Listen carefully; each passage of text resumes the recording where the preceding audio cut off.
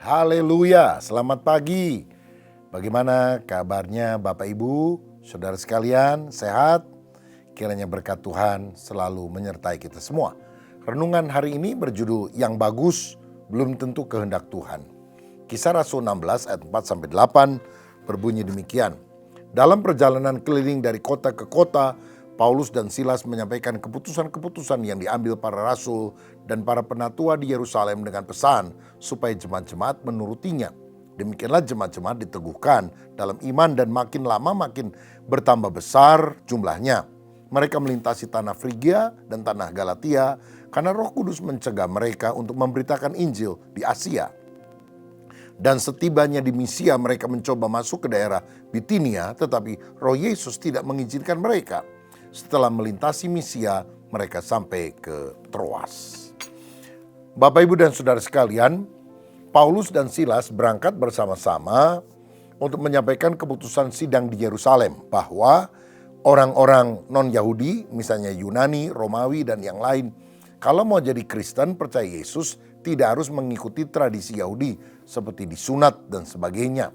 Yang penting mereka percaya kepada Kristus, tetapi supaya tidak menjadi batu sandungan bagi orang Yahudi, maka mereka berkata supaya jemaat itu menjauhkan diri dari makanan yang dipersembahkan kepada berhala, binatang yang mati tercekik atau mati lemas, dari darah dan juga dari percabulan. Ini adalah sosialisasi teologi dan sosialisasi pastoral yang diberikan oleh para rasul ketika mereka mengunjungi jemaat-jemaat, sehingga jemaat-jemaat makin diteguhkan dan tidak goyah, sehingga bertambah besar jumlahnya. Saya percaya sampai hari ini pun sosialisasi hal-hal teologis dan juga tentang pelayanan pastoral perlu dilakukan kepada seluruh jemaat, sehingga jemaat-jemaat makin tumbuh di dalam Tuhan. Nah, saudara-saudara, kita tahu bahwa jemaat-jemaat yang dikunjungi oleh Paulus dalam perjalanan penginjilan yang kedua ini, sebagian adalah jemaat yang pernah dibangun atau dirintis pada perjalanan penginjilan pertama. Dari sini kita belajar bahwa pekabaran Injil dan misi adalah sesuatu yang perlu dilakukan. Tetapi jemaat lama juga perlu dirawat rohaninya. Jangan dibiarkan karena imannya bisa makin lemah. Tapi dirawat supaya makin berkembang. Begitu juga dalam gereja lokal, kita harus merawat kerohanian jemaat itu, terutama di dalam komunitas-komunitas sel, di mana ada gembala-gembala sel atau pemimpin kelompok sel yang bisa menjadi teladan hidup dan juga bisa memberikan masukan, solusi ketika jemaat sedang lemah iman, ada masalah, supaya mereka sama-sama bisa dibangunkan kerohaniannya. Dan kalau komsel ini makin berkembang, kita juga bisa membuka jemaat-jemaat yang baru. Nah, saudara-saudara, jadi dalam perjalanan penginjilan ini, mereka mengunjungi jemaat yang ada, tapi kemudian mau masuk ke daerah-daerah baru, supaya mereka juga bisa memberitakan Injil dan menanam jemaat di sana. Rupanya mereka diarahkan oleh Tuhan, nggak hanya pergi kemana saja mereka mau. Karena ternyata ketika Paulus dan Silas mau memberitakan Injil di daerah Asia, Tuhan melarang. Mereka tidak diperkenankan pada timing itu untuk masuk dulu ke Asia. Karena Tuhan punya rencana yang lain, menggiring mereka akhirnya ke Eropa, saudara-saudara. Nah, memberitakan Injil kan bagus, kok dilarang sama Tuhan? Saya percaya ini, good is not always God's will, but God's will is always good. Yang bagus belum tentu kehendak Allah, tapi yang merupakan kehendak Allah pasti bagus untuk saudara. Misalnya Daud ingin membangun bait Allah, bagus kan? Tapi Tuhan bilang tidak, tanganmu sudah berlumuran darah.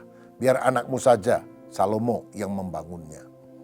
Nah, yang menarik, saya pernah mendengar kisah dari seorang Yahudi yang membaca Talmud. Jadi katanya, pada saat peresmian bait Allah itu dan pintu mau dibuka supaya tabut perjanjian masuk ke dalam bait yang dibangun oleh Salomo itu, pintunya nggak bisa dibuka, saudara. Heran, berkali-kali dicoba nggak bisa dibuka. Terbukalah pintu yang berabad-abad supaya masuk Raja Kemuliaan. Itu yang kemudian mereka doakan, nyanyikan. Tapi nggak bisa dibuka itu pintu.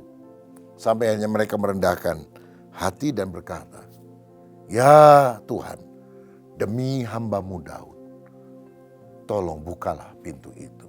Jadi waktu nama Daud disebutkan, mereka buka pintu lagi. Gampang, saudara, pintunya terbuka. Karena memang yang merindukan membuat bait Allah adalah Daud. Dan Allah pernah bilang bahwa aku sudah menemukan orang yang hatinya berkenan kepadaku, yaitu Daud. Tapi karena tangannya berlumuran darah, maka yang membangunnya adalah Salomo. Tapi pintunya terbuka karena dia lihat hati Daud sedemikian. Nah, jika ini benar, ini suatu yang luar biasa. Tapi saya mau bilang ada hal yang lebih penting dari pintu bait Allah itu terbuka. Pintu sorga terbuka. Karena apa? Karena anak Allah Yesus Kristus. Ya Bapa, demi anakmu Yesus Kristus yang telah mati di kayu salib menebus dosa kami. Bukalah pintu sorga. Maka pintu sorga akan terbuka bagi orang percaya. Haleluya. Nah, saudara-saudara, selanjutnya kita melihat kisah tadi. Bagaimana Paulus mau memberitakan Injil ke Asia tetapi dilarang. Karena ada faktor kedaulatan Allah. Memang ada usaha manusia yang dilakukan. Tapi akhirnya Allah yang mengarahkan.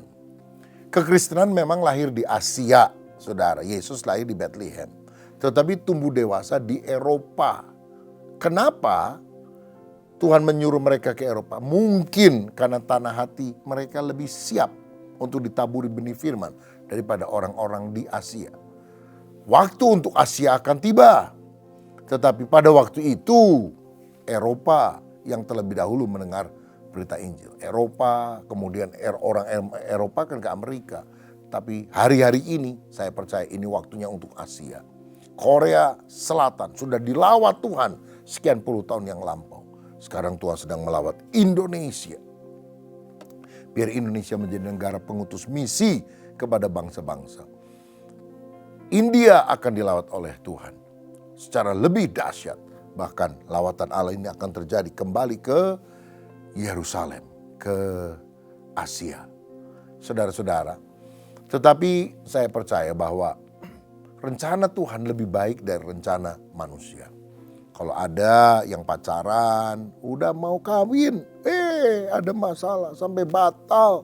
Jangan bunuh diri, jangan rasa hidupmu sudah hancur.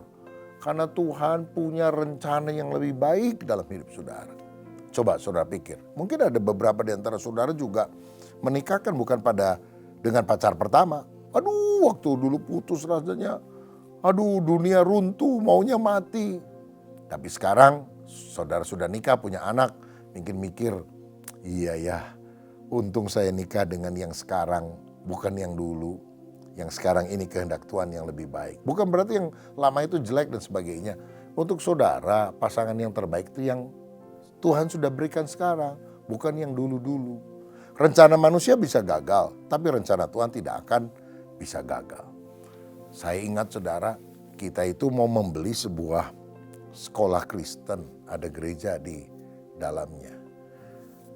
Melalui pembicaraan terus beberapa kali, akhirnya dicapai kata sepakat dan harga. Dan akhirnya kita sepakat pada tanggal sekian kita pergi ke notaris, tanda tangan, dan untuk pembayaran sebagainya sudah diatur. 2 hari sebelum peristiwa itu batal, saudara. Jadi dibatalkan jika ada hal syarat tambahan yang tidak terpenuhi. Aduh, saya kecewa. Kenapa ya? Kan sudah diatur semuanya kok bisa batal. Tapi gara-gara batal itulah kemudian Tuhan membuka kesempatan untuk kita membeli tanah yang jauh lebih luas, beberapa kali lipat, di Sumarekon, Bandung, untuk membangun gereja dan museum kisah-kisah Alkitab modern yang kemudian kita dapat izinnya dan sekarang kita terus bangun. Mudah-mudahan dalam beberapa waktu ke depan sudah rampung semuanya, karena untuk ibadah kita sudah mulai juga di sana, saudara. Jadi kalau kita jadi beli sekolah tersebut, kita nggak punya duit untuk beli tanah di Sumarekon itu. Tuhan itu baik, Tuhan itu luar biasa. Dia gagalkan rencana saudara supaya rencana yang lebih mulia terjadi. Jadi kalau ada yang targetnya gagal, rencananya tidak berhasil, jangan kecewa, jangan marah sama Tuhan. Tuhan pernah menggagalkan niatan Paulus untuk memberitakan Injil. Memberitakan Injil loh saudara. Bagus sekali kan? Tapi Tuhan bilang, enggak, kamu jangan ke sana. Kamu pergi ke tempat yang lain.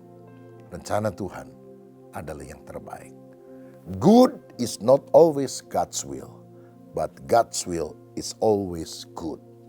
Yang baik belum tentu kehendak Allah, tapi kehendak Allah pasti yang terbaik. Saudara boleh catat, kehendak Allah pasti yang terbaik.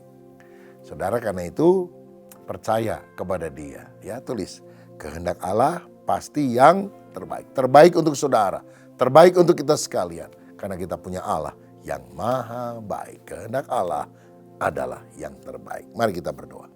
Bapa, terima kasih kalau ada dalam hidup kami kegagalan-kegagalan di dalam perencanaan dan sebagainya, biar kami tidak marah kepada Tuhan, karena kami tidak tahu yang terbaik. Tuhan justru tahu yang terbaik, dan Tuhan bisa mengarahkan kami kalau kami peka ya Tuhan, supaya kami tidak melawan kehendak Allah, tapi ikuti saja petunjuk Roh Kudus, dan Tuhan akan membawa kami pada hal yang jauh lebih baik. Berkat-Mu atas kami dalam nama Yesus. Haleluya. Amin. Tuhan Yesus memberkati.